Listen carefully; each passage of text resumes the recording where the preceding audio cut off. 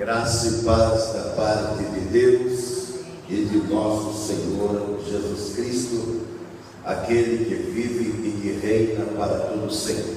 Sempre também nossos corações jubilosos, radiantes, quando nós podemos voltar, vir para este lugar, a casa de Deus, porque aqui Ele nos orienta, Ele nos adverte, aqui Ele nos mostra seu querer e vontade às nossas vidas.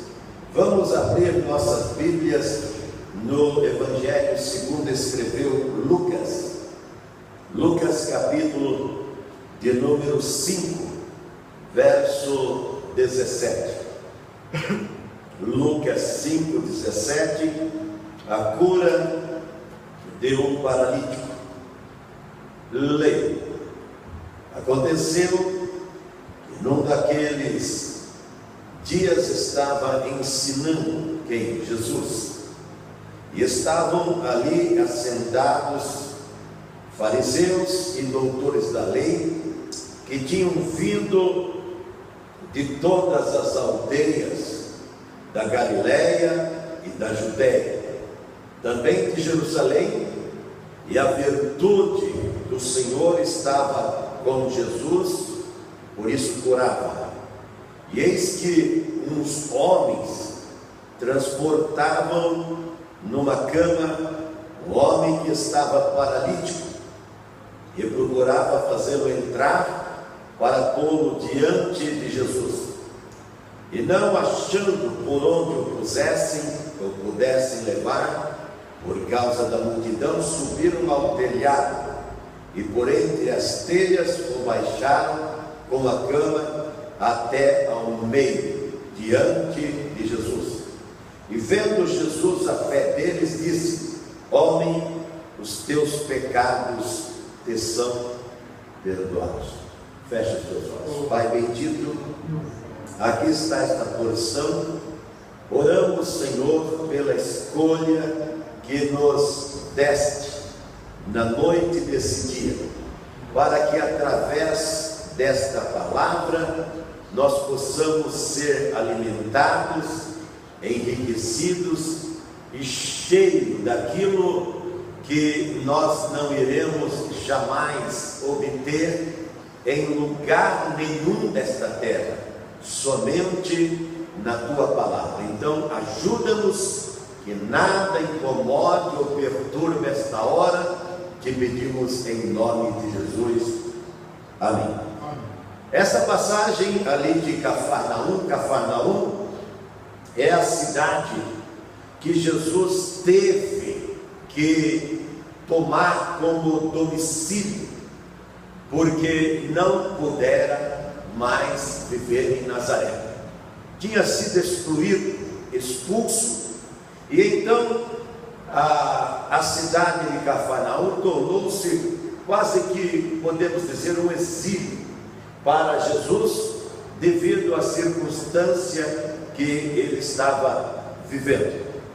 Expulsaram Jesus da cidade, que ele houvera crescido, nascera em Belém, e depois da fuga para o Egito, 2 anos depois, eles, a ordem, e sempre ao comando, como deve ser a vida de todo aquele que pretende viver e andar com Deus para fazer a sua vontade, eles então, em obediência, foram para Nazaré. E ali Jesus cresceu. Mas quando ele vai iniciar o seu ministério na sinagoga, ele leu a passagem que fazia alusão a esse ministério glorioso que ele implantou, o reino de Deus nesta terra. Então nós vemos o quê? Que após ele ler a passagem do Isaías, eles não mais o aceitaram na sua cidade, e ele teve que se retirar para Cafarnaum.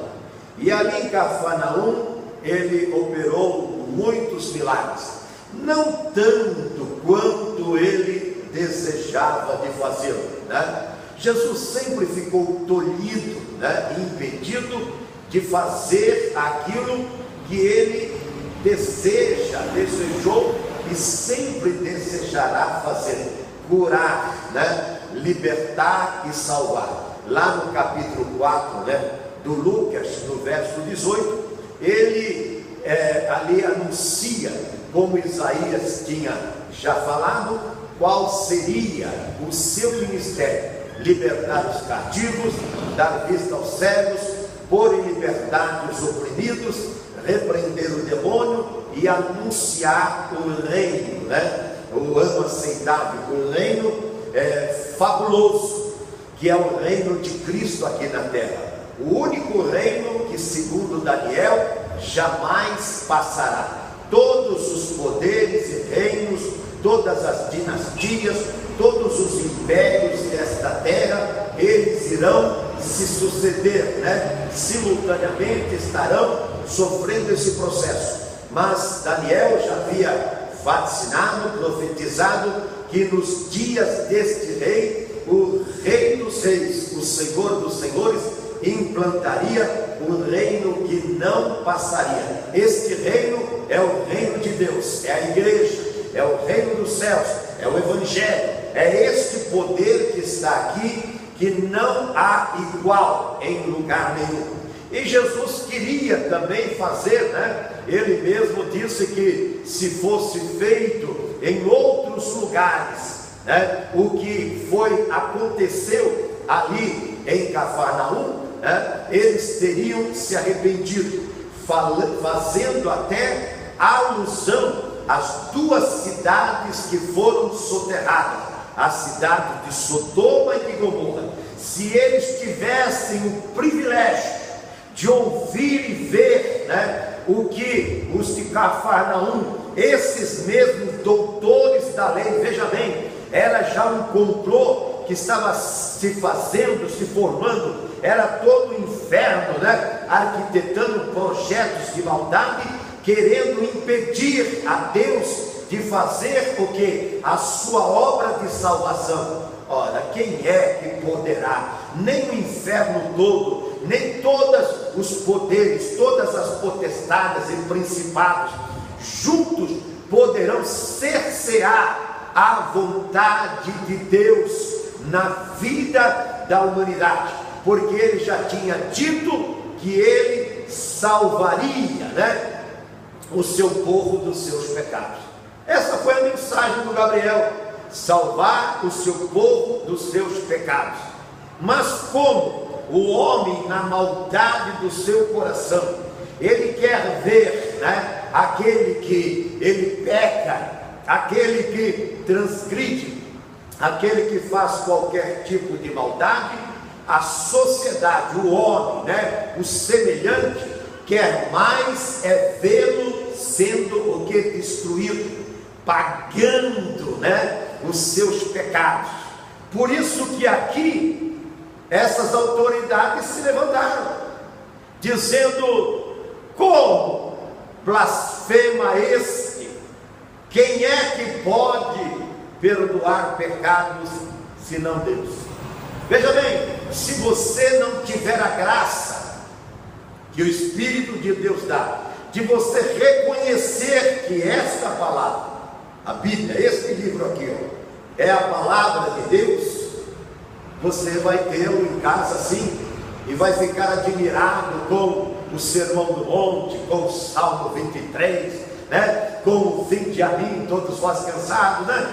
Mas você não vai conhecê-lo. Como o quê? Como aquele que veio, como o verso 17, para manifestar o seu poder de curar. Curar o quê? Os homens, quando falam de cura, eles se lembram daquilo que a medicina luta, batalha, a ciência luta para tentar, né, dirimir ou tentar eliminar os flagelos da vida humana. Jesus não está falando só desta doença. Jesus está falando aqui da doença maior. Foi como Gabriel falou lá no capítulo 1, né, do verso 27 de Mateus, né? Ele se chamará Jesus, porque salvará o seu povo dos seus pecados. É esta doença, grave doença, maligna, essa que é, né, o carro-chefe, que traz toda sorte de mazelas, de misérias, de sofrimento. Por que que o nosso mundo está vivendo, né, esse flagelo todo? Porque está enfermo, e eles querem, né, que apareça alguém que venha livrá-los, não é mesmo? Nós estamos vendo, né, que como muitos lugares, né, inclusive estamos orando pela cidade de Catanduva, que está parada praticamente com, né, a epidemia aí da dengue, né, esse mosquito miserável que apareceu aí, né, que já matou 16 pessoas na cidade e que está ameaçando muitas outras cidades, inclusive aqui em São Paulo, né, essas epidemias todas. E eles gostariam, né, hoje inclusive está reunido com secretários de Estado, tudo, a Zezé, que é a mãe do Vitor, e a secretária está lá reunida, para ver se arruma um jeito, uma forma, e eles querem que apareça uma figura, uma pessoa que possa livrá-los das suas mazelas. E essa figura está aqui, é Jesus Cristo, é Ele. E se não conseguir enxergar, mas não vai enxergar com os olhos humanos, por quê? Porque a minha Bíblia diz em João 1,18 que Deus é Espírito,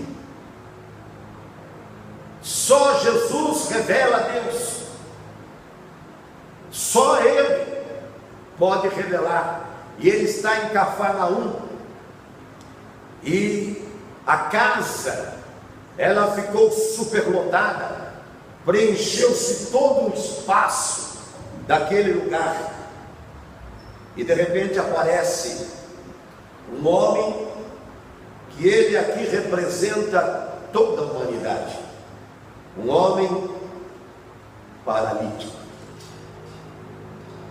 Agora cabe a pergunta para mim e para você: por que que ele estava paralítico? Por que razão ele estava paralítico? Pela mesma razão que o mundo está em agonia. Jesus deu o diagnóstico, Jesus trouxe o diagnóstico. Jesus disse: homem, teus pecados estão perdoados.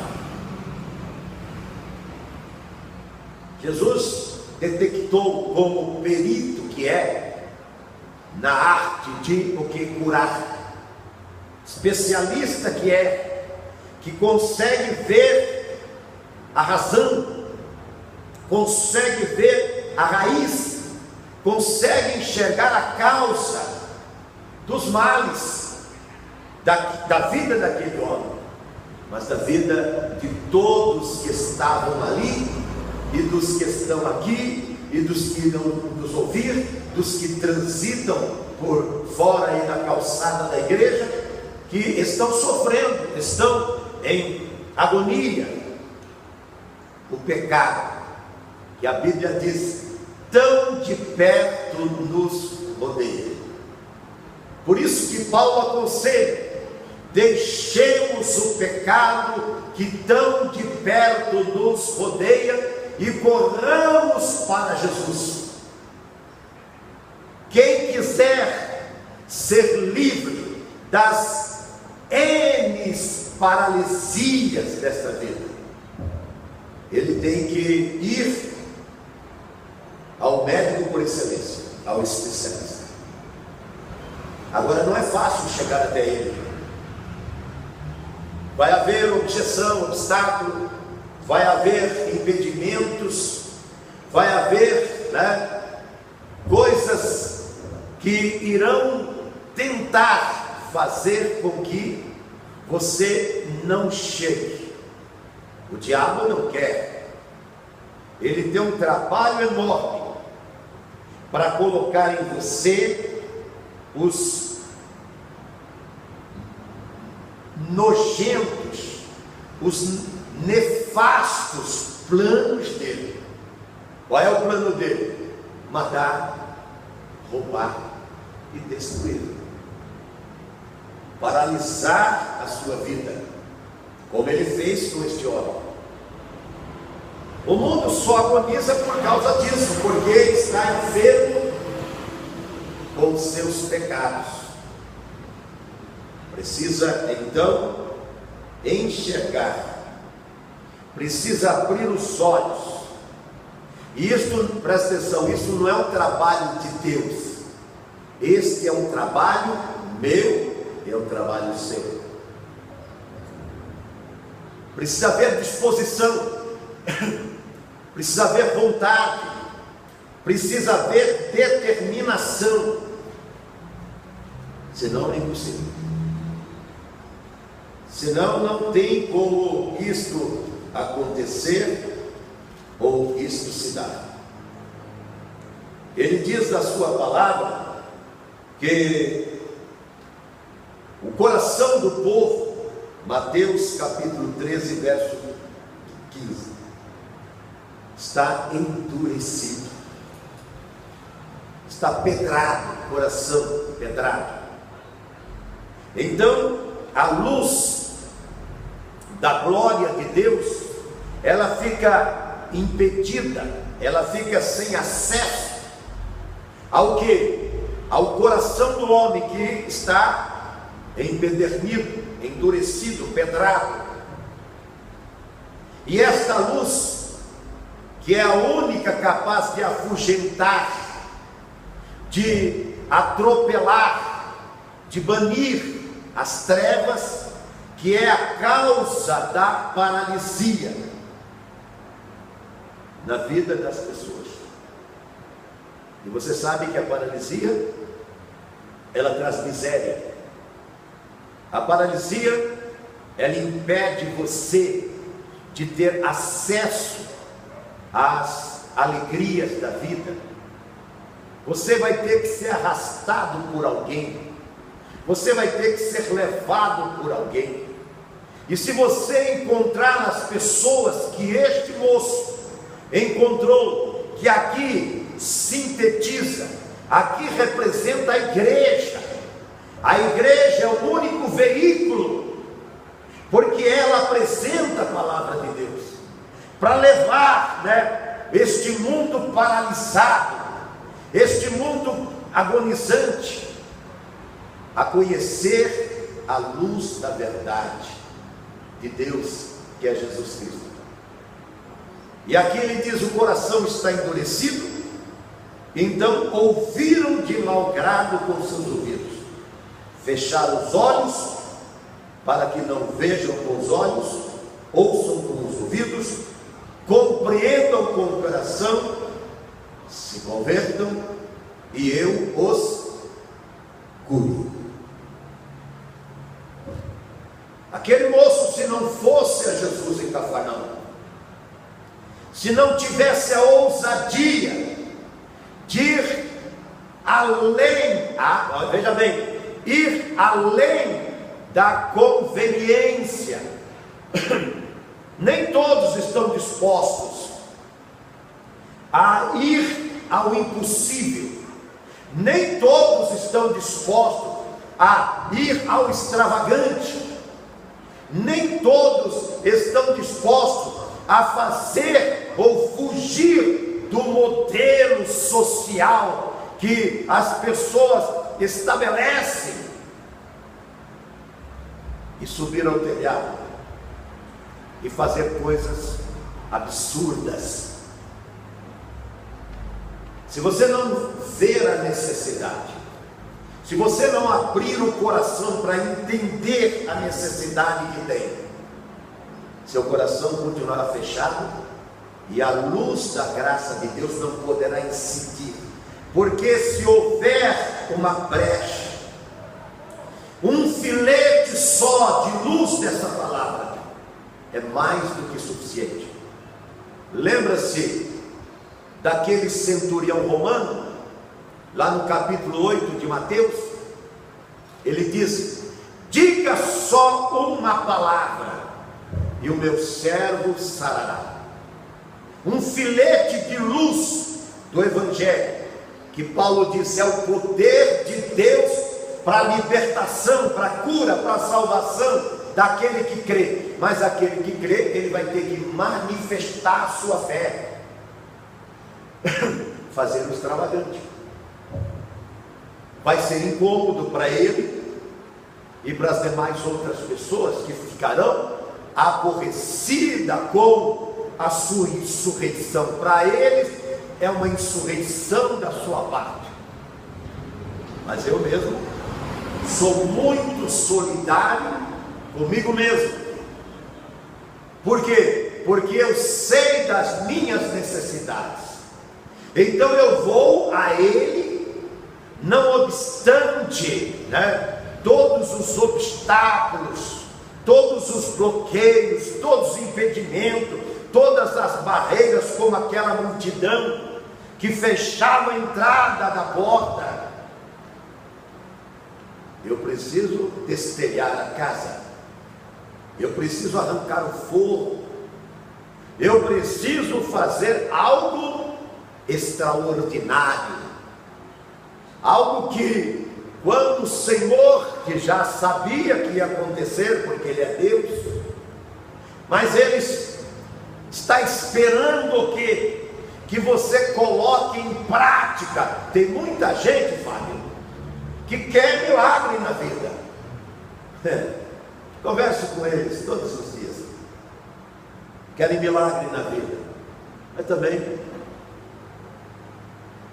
querem ficar com a boca aberta, como diz o outro lá maluco, que já morreu e certamente foi para o inferno, com a boca aberta, cheia de dente, esperando a morte chegar, esperando que caia dos céus.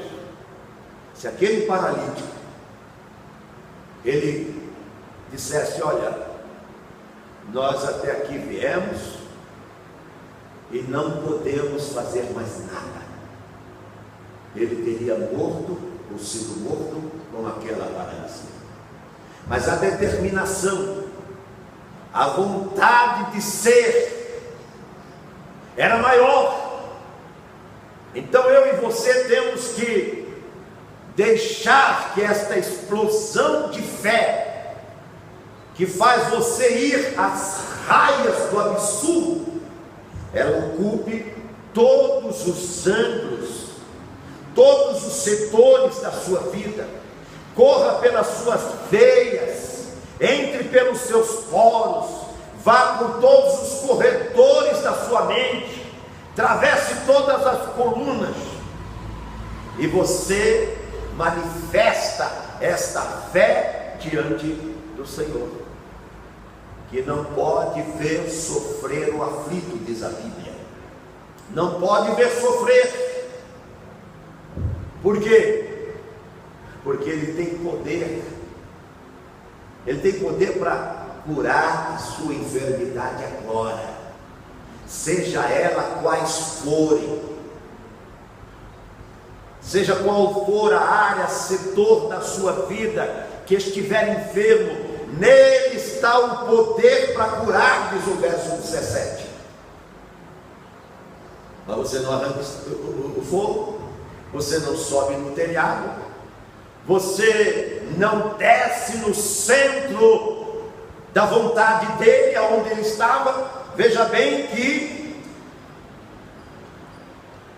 não achando como poder levá-lo por causa da multidão, subiram ao telhado e por entre as telhas o baixaram com a cama no meio e colocaram ele diante de Jesus.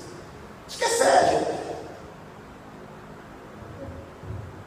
O pecado paralisou a vida dele, o pecado levou ele à miséria, à pobreza, à falência. Mas quando ele ouviu falar de Jesus, ele teve aquilo que Jesus quer em nós, a atitude correta.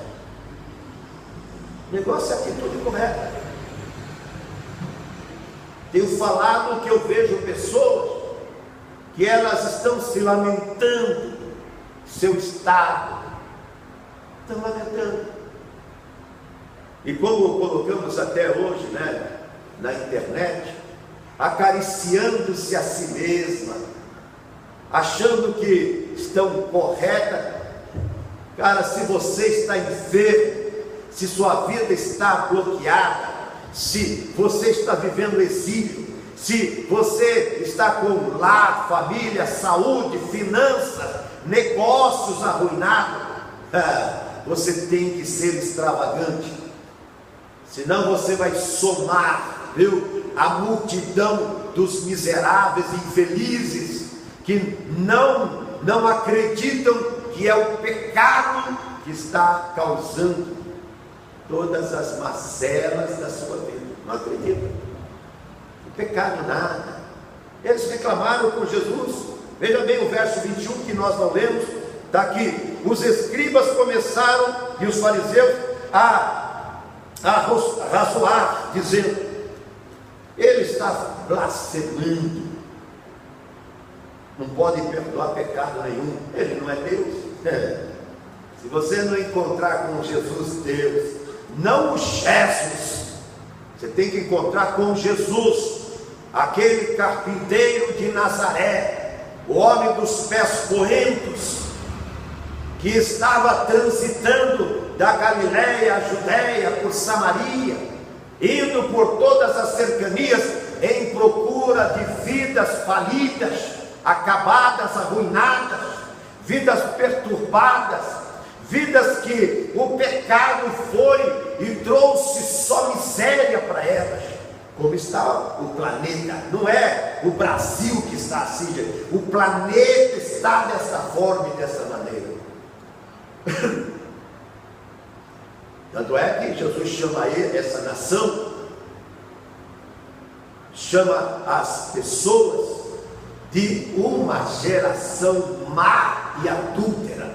Pecado, maldade do adultério, é o que ele está dizendo para essas pessoas que não conseguem vê-lo como libertador. Não adianta você pôr um crucifixo aqui e sair ostentando, não adianta você carimbar, viu, na sua pele que ele é fiel, né, na sua carne, no seu peito, no seu braço. Eu vejo muita besteira desses costumes, que é mais do que uma herança da igreja dominante, que inventou. Eles não fizeram aí ontem a missa da cinza. Os caras já estão envolvidos com o carnaval hoje de novo, e vão até o ano que vem. São inovações, não existe aqui na Bíblia essas coisas, mas os caras arrumam aí chave, arruma lâmpada, arruma óleo, arruma água, arruma sabonete, arruma flor, ramos e uma série de coisas para iludir. O pecado faz isso. O pecado da igreja até, dos guias, dos líderes. E aí você tem uma sociedade paralítica. E quem é que pode livrar do Chapolin Colorado? Não pode. Só Jesus.